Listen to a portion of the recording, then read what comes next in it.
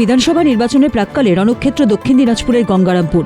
মঙ্গলবার রাতে গঙ্গারামপুর থানার সামনে তৃণমূল কর্মী শিবা চৌধুরীকে লক্ষ্য করে এলোপাতাড়ি গুলি চালানোর অভিযোগ উঠল দলেরই শহর এসসি ওবিসি সেলের সভাপতি বাবু চৌধুরীর বিরুদ্ধে। দলীয় কার্যালয় থেকে বাড়ি ফেরার পথে শিবার পথ আটকে এই হামলা চালানো হয়। একটি গুলি তার পেট ভেদ করে বেরিয়ে যাওয়ায় আশঙ্কাজনক অবস্থায় তিনি বর্তমানে গঙ্গারামপুর সুপার স্পেশালিটি হাসপাতালের আইসিইউতে চিকিৎসাধীন। ঘটনার পর থেকে অভিযুক্ত বাবু চৌধুরী এবং তার সঙ্গীরা পলাতক। সোনাক্ষী, মশলা কোথায়?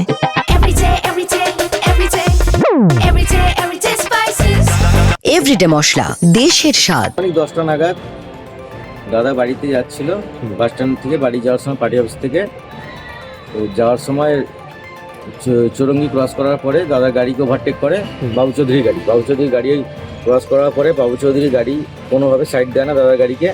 সেখানে থানার সামনে যায়, নিজের বাড়ির সামনে দাদা গাড়িটাকে আটক করে।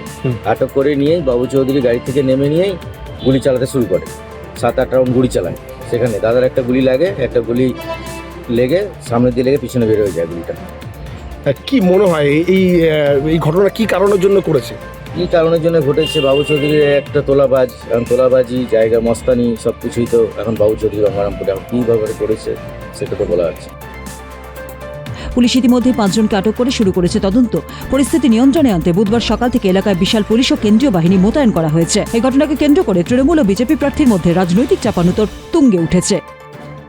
গঙ্গারামপুর থানার আইসিদের এবং আইসিকে আমি বারবার করে বলেছি, এই বাবু চৌধুরীর থানার সামনে একটা এয়ার কন্ডিশন রুম আছে থানার সামনে।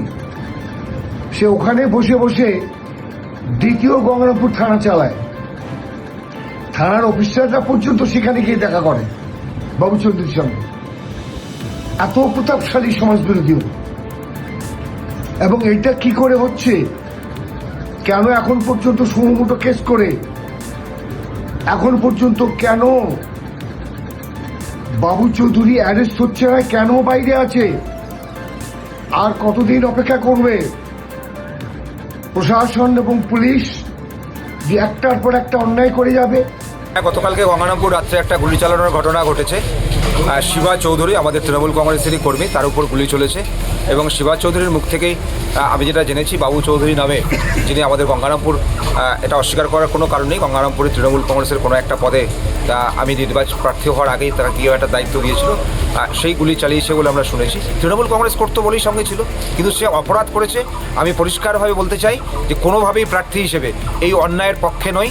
যে অন্যায় করেছে সে যত বড়ই নেতা হোক, আইনগতভাবে তার বিরুদ্ধে ব্যবস্থা হবে।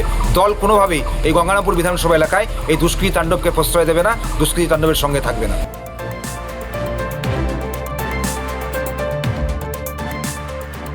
গঙ্গারামপুর থেকে রাজু হালদারের রিপোর্ট, উত্তরবঙ্গ সংবাদ।